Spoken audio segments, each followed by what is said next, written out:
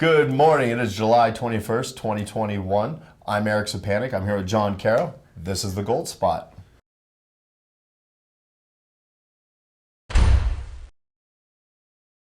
In layman's terms, inflation.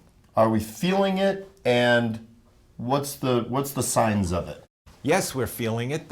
One of the signs is the government keeps creating money, more and more money, and then they tell us that debt is an asset.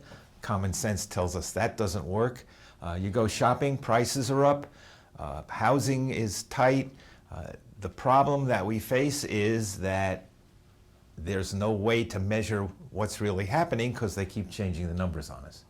So I think at this point, you have to look at what history tells us, which is the more money you create, the more chance you have of inflation. And we see that everywhere. We see it in the world. We saw one of the big countries in the world this week take steps to protect itself. Yeah, absolutely.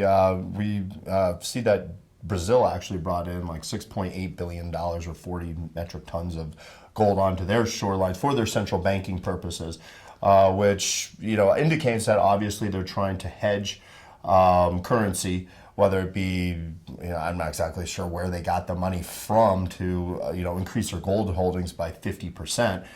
Brazil is not exactly known to be an economic superpower or anything like that. Nonetheless, this is the reports that we're seeing.